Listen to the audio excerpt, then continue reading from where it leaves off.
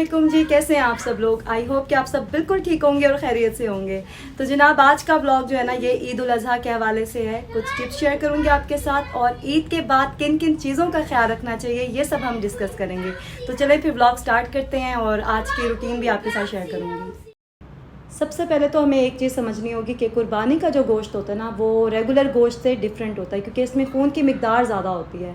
इसलिए हम इसे ज़्यादा टाइम के लिए फ्रीज़ नहीं कर सकते। तो अगर आपने अपने फ्रीज़र में गोश्त ज़्यादा इकट्ठा कर भी लिया है तो कोई बात नहीं, आप अभी भी लोगों को दे सकते हैं, उन लोगों को जो अफोर्ड नहीं कर सकते, वो लोग जो सही डिज़र्व करते हैं।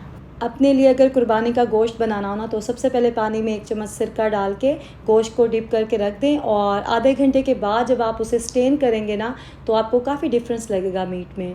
यहाँ पे ये जो मटन कढ़ाई आप देख रहे हैं ना, ये मेरी अम्मी ने बनाई थी और बहुत मज़े की बनी थी।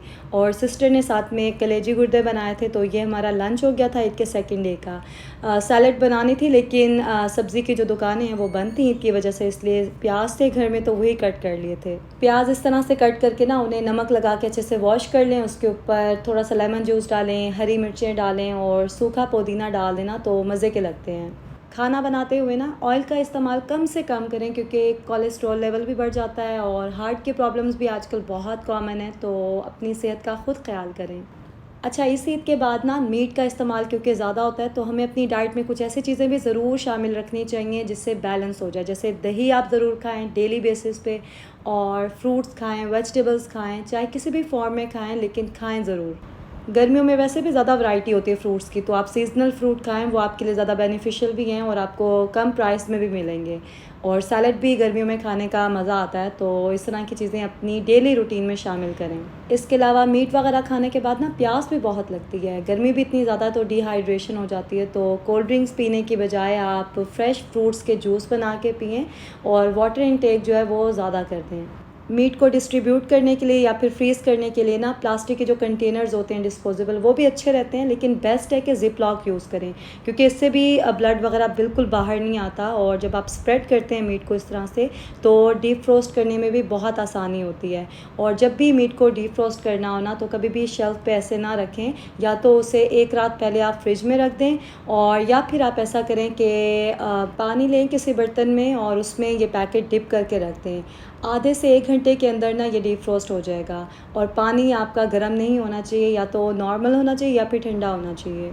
अपने लिए अगर 2 से 3 पैकेट्स भी रख लेना मीट के, तो वो इनफ है। बाकी मीट आप उन रिलेटिव्स को दें जिन्होंने कुर्बानी नहीं की, या फिर वो लोग जो डिज़र्व करते हैं, वो लोग जो पूरा साल मीट ख़रीद नहीं सकते, वो वेट करते हैं इस ईद का। ऐसे लोगों को तलाश करें, उसके लिए एफ़र्ट करें, उसका भी सवाब मिलेगा। वैसे भी जो हालात हैं ना आजकल, उसकी वजह से हर इंसान बहुत परेशान है। खैर, यहाँ पे अब शाम हो रही थी और हमने जाना था ईद मिलने के लिए मामू के घर। मामू तो अब नहीं रहे, बस मामी हैं, उनके बच्चे हैं, तो सब ने यहीं पे इकट्ठे होना था। एक तो गर्मी इतनी ज़्यादा है आजकल के दिन में किसी के भी घर जाना मुनासिब नहीं लगता, और जाना भी नहीं चाहिए, क्योंकि हर किसी की अपनी रूटीन होती है। दोपहर में अक्सर लोग आराम भी करते हैं, और शाम को फिर मगरिब की नमाज़ होती है, तो उसके बाद घर से निकलते हुए 8 बज जाते हैं, तो अच्छा खासा लेट ही हो जाता है। मैंने तो लॉन का सिंपल सा सूट ही पहना था, क्योंकि फ़र्स्ट डे पे मैंने डिफरेंट स्टफ़ पहना था, तो इतनी गर्मी लगी थी, और आज भी इतनी गर्मी थी, इसलिए फ़ैशन से ज़्यादा ना अपना कंफर्ट मैंने देखा। इन्होंने सबसे पहले तो पीच और आलू बुखारे का जूस सर्व किया, जो कि बहुत मज़े का था। और गर्मियों में ना इस तरह के ड्रिंक्स बहुत अच्छे लगते हैं, उन कोल्ड ड्रिंक से तो बहुत बेहतर है। और उसके बाद हम लोगों ने गपशप की। बाहर आज हवा चल रही थी रात में, तो हम लोग फिर बाहर ही आ गए थे। इन्होंने बहुत अच्छा कॉर्नर सेट किया हुआ है, और अहमद है मेरी मामी का बेटा, मेरा कज़न है, उसने ख़ुद से किया ये सारा। पहले तो हम कज़न यहाँ पे बैठ के गपशप कर रहे थे, और बाद में फिर हमारे बड़े भी बाहर आ गए थे, क्योंकि हवा बहुत अच्छी चल रही थी रात में।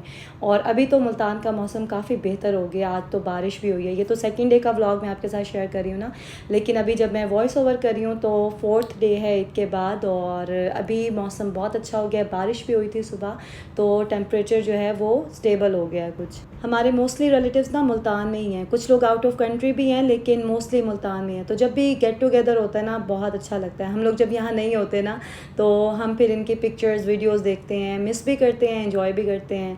और अभी मैं क्योंकि यहीं पे थी, तो मैंने सोचा कि व्लॉग में भी ये सब ऐड कर लेती हूँ, क्योंकि व्लॉग में जो चीज़ ऐड हो जाती है वो फिर सेव हो जाती है लंबे टाइम के लिए। पहले जब हम सब कज़न्स इकट्ठे होते थे ना, तो कोई ना कोई प्लान ज़रूर बनाते थे हम। अभी कज़न्स तो मोस्टली आउट ऑफ कंट्री हैं, लेकिन हमारे बहन भाइयों के बच्चे हैं माशाल्लाह से, तो उनसे भी अच्छी कंपनी, अच्छी गपशप लगती है हमारी। यहाँ पे अब हम सब लोग खाना खा रहे थे, तो खाने में मटन पुलाव था, कीमे वाली टिक्कियाँ बनाई हुई थी मामी ने, और नूडल्स थे, मटन कोरमा था, इसके अलावा दही बड़े थे जो कि बहुत स्पाइसी थे लेकिन मैंने थोड़े से टेस्ट किए थे। अच्छा, घर में जो हम दही बड़े बनाते हैं ना उसका फ्लेवर बिल्कुल डिफरेंट होता है, और जो बाज़ार में मिलते हैं ना वो तो बिल्कुल ऐसे होते हैं जैसे गोलगप्पे खा रहे हो। मीठे में मामी ने ना स्पेशल डिज़र्ट बनाया था, ये कस्टर्ड था लेकिन इसके अंदर साबूदाना भी ऐड किया था, तो मीठा भी मुनासिब था इसलिए मज़े का लग रहा था। अली को तो इस टाइम इतनी गर्मी लग रही थी ना, उससे खाना खाया ही नहीं जा रहा था। हालांकि एसी ऑन था लेकिन गैदरिंग की वजह से ना उतनी कूलिंग नहीं हो रही होती। तो कोल्ड ड्रिंक्स जब सर्व हुई ना तो अली का डांस देखने वाला था, मतलब उसको गर्मी इतनी ज़्यादा लग रही थी और ठंडी ठंडी कोल्ड ड्रिंक मिल गई। हालांकि ये सोडा वगैरह लेता नहीं है लेकिन सिर्फ ठंडा ड्रिंक उसको मिल गया, उसकी वजह से ना उसका डांस कुछ इस तरह से हो रहा था और वो एक्चुअली इंजॉय कर रहा था इसलिए कर रहा था।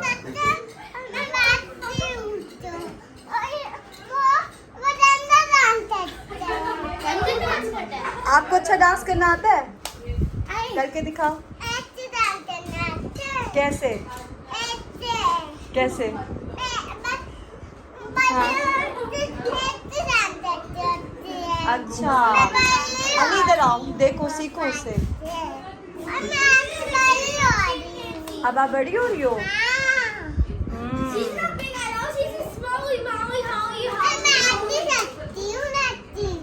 जी, इसलिए आप मारती रहती हो? क्यों मारती हो?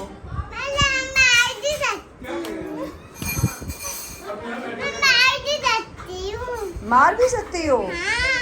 क्यों? जो गंदा डांस करता है आप उसे मारती हो? जो गंदा डांस करेगा आप उसे मारोगी?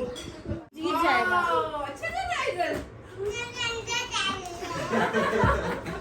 डांस कर रहा है। अच्छा, डांस कैसे करते हैं? कैसे कैसे कैसे? खड़े होके बताओ।